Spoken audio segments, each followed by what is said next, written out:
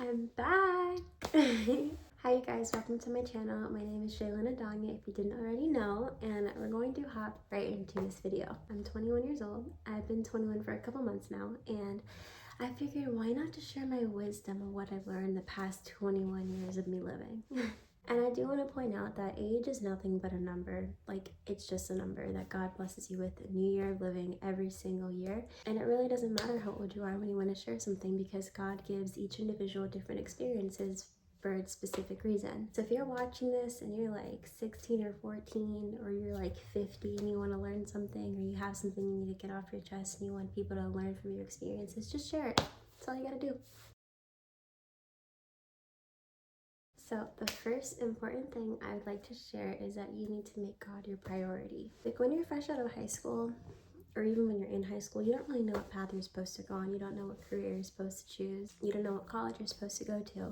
And I genuinely believe you will save yourself a lot of time and frustration and confusion if you put your trust in God and you put Him first and you ask Him for things. You ask Him for the knowledge and wisdom and understanding, because they all mean different things. The Bible verse says, make your requests known to God. You let Him know, you ask Him, where do you think I'm supposed to go? Like, what direction and path should I take? Which college should I pick? Should I go in this direction? Should I go in that direction? He'll make it known to you in His timing, of course, but He will. Like, God only wants what's best for you. When I was in high school, I was, yes, a Christian, but I did not prioritize God at all. Not as much as I should have. And I feel like when you don't prioritize God, you live your life in, what's the word called? You live your life obliviously and naive. You don't really know anything, and you may not even care in the moment. And later down the road, it may bite you in the butt. And when you make God the priority in your life, you make Him the center in your relationships, in your friendships, in your career choices. Everything will align and it'll fall the way it should. It may not seem like it and it may not look like it, but God sees more than we see. And even if it feels like you're not making any progress, you're probably right where He wants you to be if you prioritize Him. And what I mean by like prioritizing God, I mean making time for Him, reading the Word, not just going to church every Sunday, but actually spending time one-on-one with God and reading the Word. And just talking with Him and communicating with Him. I lived a life where I didn't put God first, I didn't prioritize Him, and I didn't ask Him before I did things. And I lived a life where I asked God before I did things, especially making huge decisions in my life, where I put God first daily. And I've seen a huge change in my life for the better. Prioritizing God and really genuinely putting Him first and making time for Him and working towards having an intimate relationship with Him is what will lead you to happiness and success and earthly wisdom and spiritual wisdom and knowledge. The second thing I've learned in my 21 years of living is finances. I'm not gonna lie, I'm still working on that, but learn it now. Like when I first got my credit card, I was warned. I was very warned.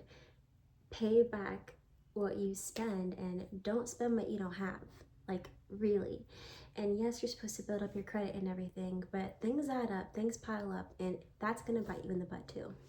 And my stubborn butt learned the hard way. Finances are very important. For example, I've started putting this into practice. When you want to use your credit card, because you remember when you use a credit card, you pay back what you use, and you're trying to build up your credit, make sure you have the money in your account and then use the credit card and then pay it off, or like gradually pay it off.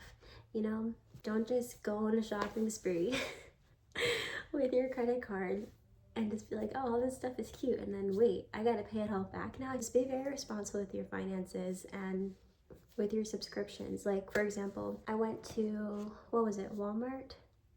Actually, yeah, I went to Walmart and I got this budget planner for like $2, and I did just get this like a couple days ago, but it gives you like a yearly overview, has you do like yearly plan subscriptions. And when, for me personally, when I have it written out in front of me, it helps a lot better and helps me realize, like, I feel like I prefer doing yearly subscriptions instead of them taking the money out my account every single month, and that will help me financially. You do a spending summary monthly. It gives you examples on what you use, how often you're using it, and your debt, and it's just really helpful. So I definitely recommend, as soon as possible, getting a budget planner or using, what's it called, Excel, but just really paying attention to your finances as soon as possible, and just figure out what's best for you when it comes to how you want to spend your money, how you'd like to manage it. That'll definitely help you in the long run. Here's the next thing that I guess it's like universal, but like you hear all the time, but it's accurate. Not everyone is your friend, and that's just the truth. And I feel like, I don't know, you know that saying where like the devil hears your prayers too, and I'll pray for like my Christian friend and God will give it to me in his timing. And it's like the enemy hears those prayers too. Maybe when you do see it and you're like, oh, this is my Christian friend group, it may just be wrapped, but it may not be from God. Maybe it is from God, and maybe you guys cross paths at the wrong time. And I just say that to say that not everyone is your friend. I've had a list of friends, you name it. Like I feel like I've had almost all of it. Almost all the friend types, and I've had those fake friendships that make my blood boil, and then I've had the friendships where they're just nice to your face but they're really fake. They'll talk bad about you behind your back, or they're just straight up fake, or they're really not reliable, or they'll hold grudges and everything. I've had a variety of friend types, and although sometimes like I wish I didn't have to deal with that, at the same time it also really taught me what I want out of my friends, and taught me not to settle for the friendships. Like if I see this one thing, if I like everything about you, but there's this one thing and it's like a red flag and it's something I'm not gonna look past, I'm not just gonna pretend to be friends with you. That's it. We're not gonna be friends. I will distance myself. I'm not letting that cloud my judgment and compromise my peace for your friendship. It's not worth it. Just like there's a lot of fish in the sea for relationships, there's a whole there's a whole ocean for friendships. And when it comes to really picking out a genuine group of friends, you should not settle. And also, you are who you hang out with. If you hang out with a bunch of girls who like to go to the club, or like to smoke pot, like to have very provocative language, that's who you're going to become. You hang out with girls who are fake. They're fake to you, you're going to end up being fake to them, and you're going to be fake to other people. That's just what happens. The three most important decisions you can make in your life is 1, choosing to follow God, 2, choosing who you want to spend the rest of your life with, and then 3, choosing your friend group. Those are the top tier most important things you should do. So when it comes to deciding who you want to be friends with, take it seriously. Like really take it seriously. And from those past experiences, I've learned what a fake friend is, and I've learned what I want in my friendships and what I don't want in my friendships. And the sad truth is that people are fake. People may act like your friend, but they're really not your friend. Give them a little interview in your head, like, do I really want you to be my friend? Do I like what you're doing? Do I like how you're acting? Do I like the character traits and qualities that you have? It's very important to really take it seriously and give them a test in your head. Are you the type of friend I want? Are you the type of friend that's gonna hold grudges? If you're gonna hold grudges, I don't wanna be your friend. If you're going to talk bad about other people who you were so close with, I don't wanna be your friend. If you're talking bad about them to me, what are you saying about me behind my back, you know? If you're venting to me, it's one thing. If you're not, it's a completely different thing. If all you do is vent to me and you're just draining the energy out of me where I can put that into something else, and that's all you come to me for, you're not going to be my friend. I'm not going to use my precious time and my energy for that and give it to you. So no, not everyone's going to be your friend. And when people are your friend, or they say they're your friend, take that seriously. Let's see, the next thing that I've learned is, what's that saying? Rejection is redirection, and that's very true. Those jobs that you prayed for, those things you thought were your dream jobs, your dream career, your dream car, your dream apartment, your dream house, but it didn't happen. You put the application in, it didn't happen. The guy you thought was going to be your dream guy or your dream friend. Rejection is redirection. If God is not giving it to you, he has something better. If God's not giving it to you, he's protecting you. Rejection is protection, and we can't always see it as something like, I cannot believe I did not get this. Like, I'm so mad, I'm so upset, like what the heck? No, come to that realization, gain that understanding that he didn't want you in that direction, he has a different path and plan for you, and rejection is just redirection. It's a beautiful thing. I would have anxiety and doubts and fears about things that I really wanted, but I just felt like it wasn't gonna happen, or what if I like ruin it and I self-sabotage and then it's just taken away from me. But then you have to remember that if it's for you, it won't miss you. And when I came to that realization, I just felt that was like comforting. It took away the fear, it took away the anxiety, and it brought me peace. Knowing that, like, wow, I really don't even have to worry about that. I don't have to force it, me like, this needs to work, or I need to get this job, or I need to get this car, I need to get this place, because, or I need to get this friendship or this person, because if it's for me, it will happen. It may not even be on my timing, but it will happen.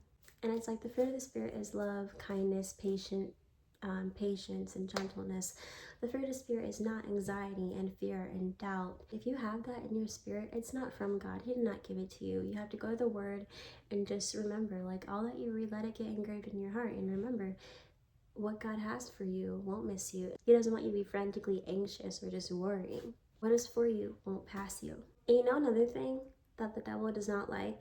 Because the devil doesn't want to see you succeed. He doesn't want to see you walking the plan and purpose that you have for your life. If you feel really at peace in 1 second and the next second you're like, oh my gosh, you're so anxious or you're envious, you just know that when you're not in a good state of mind, it's not from God. And the devil's tactics are repetitive. He's not creative. So you'll see it. You'll start like, I don't know, if it happens so much, you'll be like, hold on, this is not adding up. This is not making sense. This is not from God, you know? And that thing that I realized is that the devil hates routine. Wake up at a specific time, read your word, because when everything's in order, you're happier. When you have a routine and you're not rushing through everything, you're more at peace. The Bible doesn't say run by faith, walk by faith, slow pace, take your time.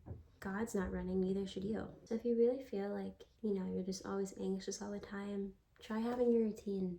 I just feel like when you're focused on God and constantly working on bettering your habits for your life, you're not going to be anxious. You're not even going to be focused on that. You're really just going to be like, you're going to sit in the present time and you're going to be at peace.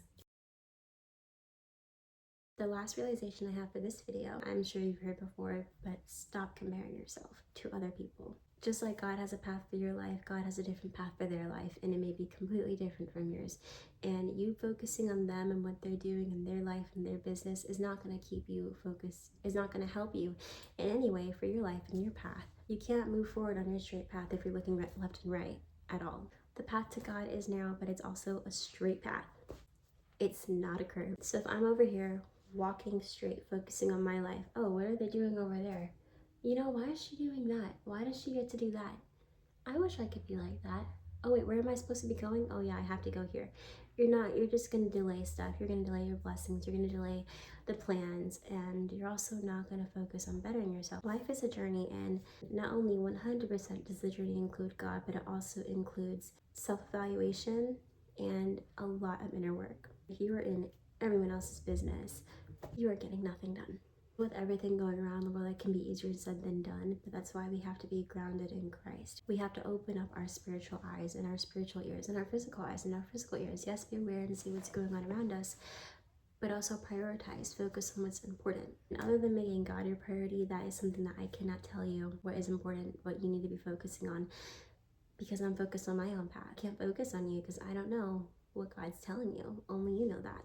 I don't have time to compare myself to other people, because I need to work on me. I need to work on what I need to do, because by this age I want this done, and by this age I want to have this in order so I can focus on this. And I do want to circle back to the friendship. Before I close out this video, I want to go back. You know how in kindergarten there's that golden rule, treat people how you want to be treated? It's also in the Bible.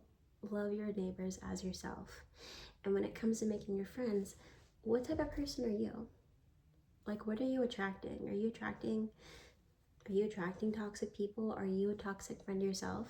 And it's like, before you can even seek out friends or put yourself in a proximity to even make friends, what type of friend are you? What type of person what type of qualities and characteristics do you want out of your friend? And do you have those characteristics and qualities in yourself? Just think about that, because that's what I'm working on as well.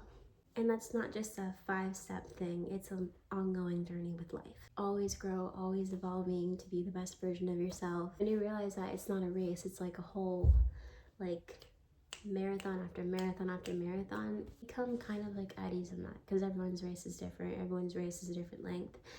So yeah, I hope you guys enjoyed this video, and thanks so much for tuning in, and I hope this video helped you. I will see you guys in the next one. Bye!